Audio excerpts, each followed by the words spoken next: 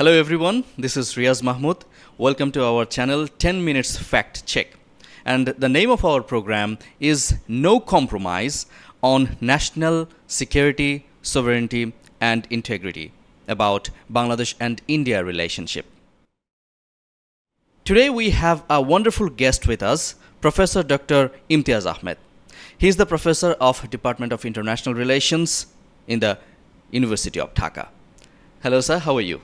I'm fine, thank you very much. Thank you very much. So we are here to talk about the India and Bangladesh relations today, and the political phase we are going through right now. We have some questions to ask you. We would love to know your opinions on them. As we can see, India has been supporting Sheikh Hasina after all this misgovernance and corruption. But when she was present in Bangladesh, India has been too friendly with Bangladesh. But as she fled away, as Sheikh Hasina fled away, the India has been showing some mercy, some good relations with Sheikh Hasina after all this misgovernance and corruption cases against her. Why do you think this is happening? Well, this is also not exceptional to India, because this is the third time that Sheikh Hasina took refuge in India. First time in 75, second time in 80s, people forgot about it, that when Zia Rahman was killed, she also fled to India, to the other side, and took refuge for a few months. And this is the third time. So it's not exceptional. One reason could be that the Indian government knows her very well. She also has personal contacts with most of the policy makers. And for India also, this is not exceptional, because they also have experience with Dalai Lama, for example. So it's not something out of the norm. So within the norm, and of course, as I said, that when Sheikh Hasina was in power, India felt comfortable, given that one, the security issue was resolved. Whatever they wanted in terms of connectivity, they got. So, that also I think must have registered to India, that now that she wants to take shelter, let us give her shelter. So, it's not out of the norm, it's there, and I believe it's India's politics vis-a-vis Bangladesh. Yeah.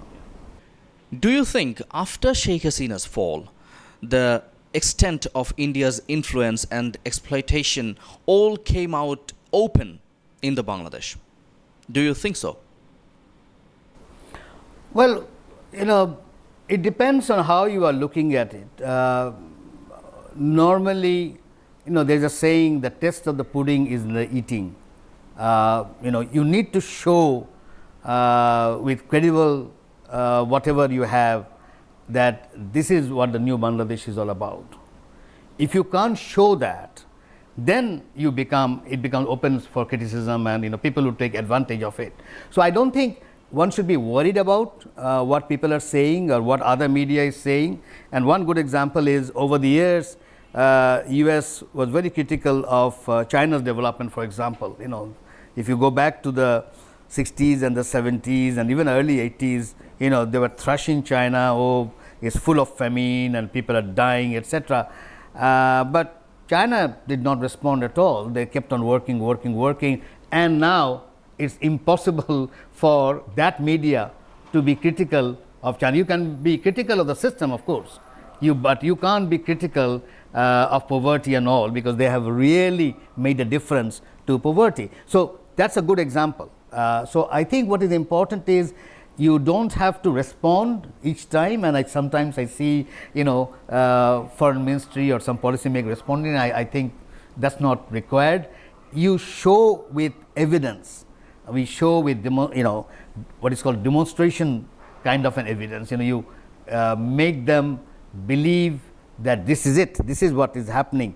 But if there are some limitations there, if there are some issues there, they will make a mole, a mountain out of a mole. It's a small thing, but they will make it. So I don't think one should be one should be worried about what the international media or the Indian media is saying about Bangladesh. What Bangladesh needs to do is to quickly get into the task of reforms, quickly get into tasks of what Bangladesh civilization is all about, quickly get into the development path, quickly make people talk about all these things in public.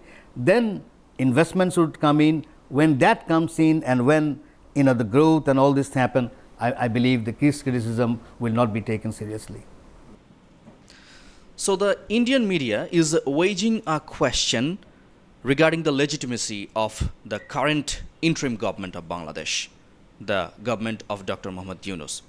They're aiming to question the legitimacy both domestically and internationally. What do you think? Why this is happening? Well, I don't think. Well, first, it's an interim government. Okay, since it's an interim government, I don't think they should, take all these criticisms seriously, because they have come with a particular objective. They have been given a mandate, and mandate is very clear. The mandate is to make Bangladesh more democratic. Let's put it that way. Simple. The commissions have been made. So you should concentrate, or the regime should concentrate on all these. Let the critics talk about whatever they want. I think main issue is if they can deliver on the mandate, I think history will judge them in a much more positively.